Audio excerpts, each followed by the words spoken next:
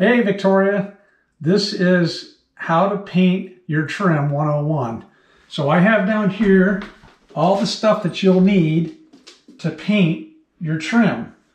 And there might be a little extra stuff, and I'm going to go through it real quick so you kind of understand. First of all, you asked about the paint. Now you can go to any paint store and they'll recommend some paint for you.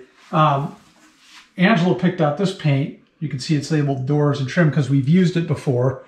And it's the Valspar semi-gloss finish. It's just basically a latex paint, interior latex paint. And this is pretty good stuff. You don't have to get the best stuff. You don't have to get the premium. But if you ask the paint representative for whatever they have there, we got this from Lowe's, they'll help you out. But if you want to go with this stuff's good stuff. And then I also used, at some point, I used this HGTV. It's also interior latex paint by Sherwin-Williams, and they have great paint. And there is a big difference between getting a decent quality paint and a cheap paint. If you get cheap paint, you're going to end up not liking it. If you get good paint, you put it on once, you might have to do a second layer, but it'll look good. It'll clean up nice, and it's easier to apply, which Angela taught all this stuff. And she's filming, by the way. She could turn the camera so you can see her smiling face or not. But anyway, that's the paint. Okay, now I also have here a primer, and this is basically a stain blocker. This one's called Kill 2 because sometimes people get mold or different things on their whatever they're painting, their trim or their siding or whatever. So sometimes they'll clean it all up and then they'll use this so that the color doesn't bleed through. So if you're painting something really dark to a really light color, this is good stuff to use. And that would be the first coat with the primer, and then the second and third coat would be with the regular paint. But you don't have to, for what you're doing, I saw what you're doing, I think you're fine with just a paint. You put 2 coats of that on there and you'll see if you like it, and if you do, then you'll continue doing it. But anyway, I'm just going through the motions. Okay, so that's the paint. Now the other thing is the paintbrush. The paintbrushes are, you get a good paintbrush, and Angela would recommend the Purdy paintbrush. And it took a while for me to be convinced of this, but she's absolutely right. She always does the detail work whenever we do painting, and she does a great job. And she does a great job because she uses a great brush. And if you use a great brush, you probably don't need to tape everything off. If you have patience, patience is the other thing you have to bring to this game. So if you don't have the patience, painting's going to seem pretty miserable to you. But anyway, this is great stuff. Purdy paintbrush. Can you get other paintbrushes that are good? Yes, but I'd recommend these. You can get them off Amazon, or you can get them at the Sherwin-Williams place. Do you have to buy 3? No. For the trim work, I would just get, one of these smaller brushes, like a 1-inch brush. Would probably be fine. 1.5 inch or 1/2 inch. Angled. What? Angled. Angled, yeah, an angled brush. Thank you.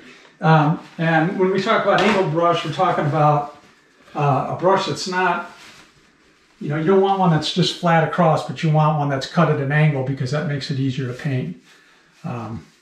This is not a Purdy brush. This is a cheap brush. This is the kind of brush you probably don't want to use on your trim work. Just get a Purdy one. And clean it when you're done, because latex will clean off really good. And I'll talk about cleaning it in a minute. Okay, so that's the brushes. Now there's tape. I would probably use tape just because I'm not as, if your hand's not steady or you don't have the patience, or once in a while you're gonna hit the wall with something. Tape's good. And you can see down here, I taped a little section off. But you can paint this without taping either side if you're really careful with your brush. And Angela does it all the time. Now on the floor, I definitely use, in this case, I would definitely tape the floor.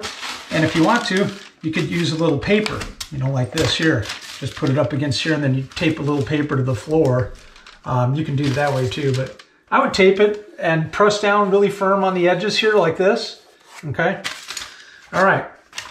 So tape, there's a couple different kinds of tape you can get. You get the blue one, that's kind of universal. You get in different thicknesses. I think this is 1.5 inches or so. You know, this is probably about right, 1.5 or 2 inch. They also make this stuff called frog tape. It's really good stuff. It's not that much more expensive.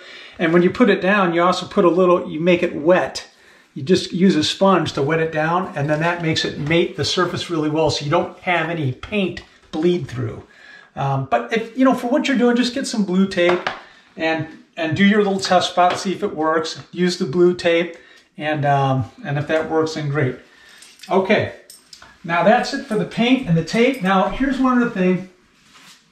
This stuff's called trisodium phosphate. It's TSP. It's just basically a cleaner, and the directions are on it. But basically, what you just pour a little bit in a bucket with some water, and you mix it up, and then you get your sponge, and then you put it in there, and you prepare the surface by washing it, and you don't have to rinse it after that. That's why you use the TSP. Once it dries, you can paint right over it. And I've used it. Good stuff. That way there's no dust and your paint will adhere to the surface well. Okay, so that's it. The TSP, you got your bucket, you got your water, you got your gloves. I didn't talk about PPE, personal protective equipment, but we have gloves here. I just use, these are fine, or you can use a pair of work gloves, but you're gonna get paint on your hands. So if you're wearing gloves, it's a lot nicer. And then glasses. Now, I know you can't see, neither can I. So when you're doing detail work, I'd wear these, because that way you can get right down there and see what you're doing. You take your time. But if you're not going to use these, definitely use these, because if you splash paint or whatever, you don't get it in your eye. I'm a big fan. Okay, other stuff you'll need down here is, this is a rubber mallet, but you can use a hammer just to put the lid back on when you're done. And this is a screwdriver to take the lid off when you're starting. And once you take the lid off, you're going to stir up the paint with a paint stirrer. Doesn't have to be a paint stirring stick designated, but just something to stir the paint with.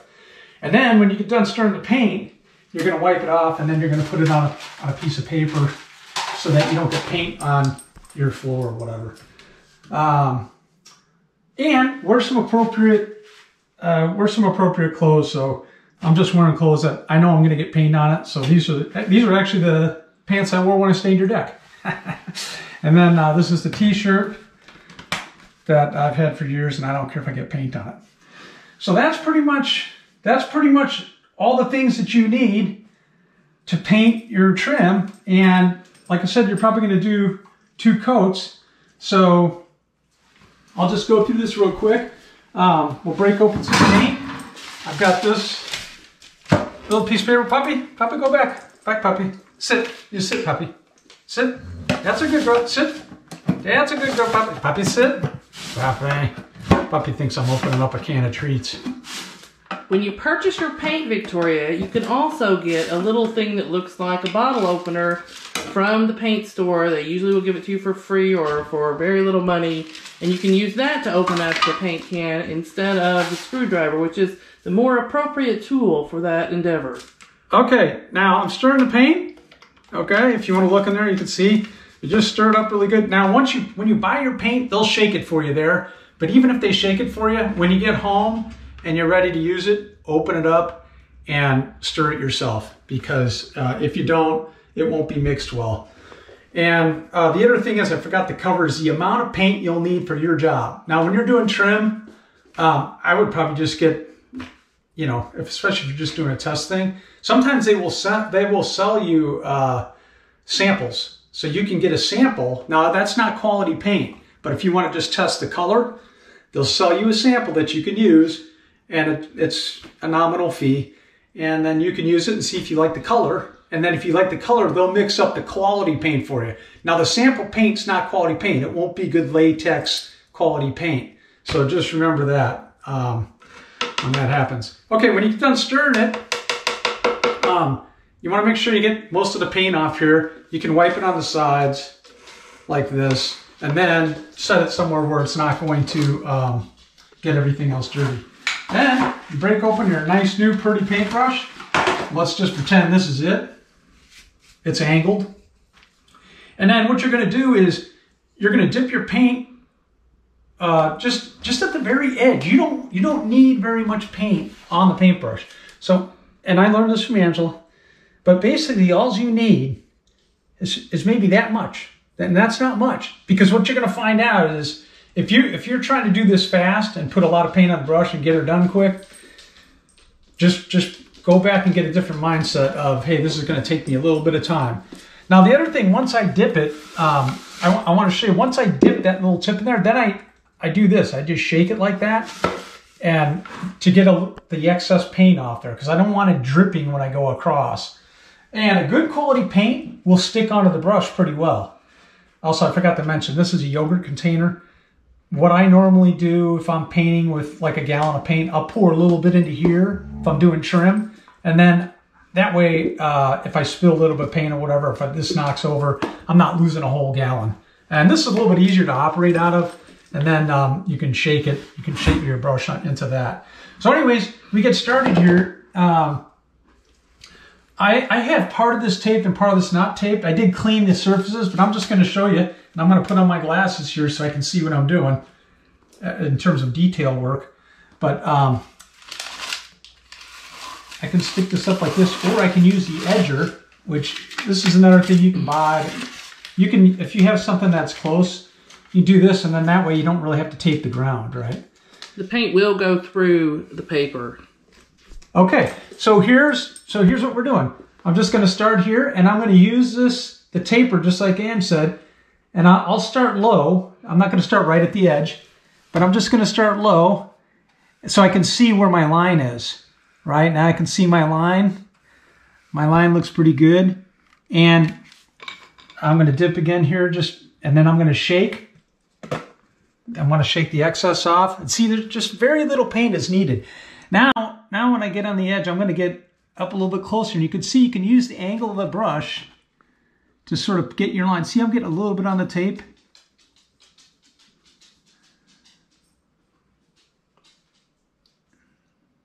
If he were using a good purdy angled brush, he would not have a problem there. But, and she's right, that's not a big problem though. That's actually pretty good for a low quality brush. But you see what she's saying, if you just take your time and let that brush just go on the edge of the trim, it'll be perfect. It'll be almost as good as, you know, with having the tape on there. And so if you have patience doing this, a lot of times it's just as quick to go slow with no tape as it is to tape everything and then paint it and then pull the tape off. Plus with the tape, sometimes you get bleed through. So I almost never tape. She never tapes. Yeah, she never tapes. And I can paint a little part here with the tape just to show you can it be faster? You still want to be careful, even with the tape. You want to be careful. Now here with the edged brush, I'm showing you can press down. See, I kind of use it at an angle and I press down. I get a finer line that way. And maybe you just want to practice with some tape first. And when I get up here, you know, some people, they just go like that and they do it really fast. They know they got paint on the tape and they just don't care. And with a good tape, it shouldn't bleed through. But I like Angela's way better, and I've tried them both. And I painted this whole house, and I didn't tape hardly at all because I figured out she was right. And the same thing goes with this edge. This edge, start back here. So start back here, and then use the edge of the brush to work your way to the edge.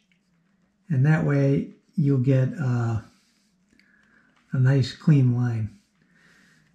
And anyway, that's pretty much all there is to it. Just use the edge of your brush. You'll see what I'm talking about. When you figure out where the edge is, that's when you start doing your detailed work closer to the edge like that. So that's about it. When you get done,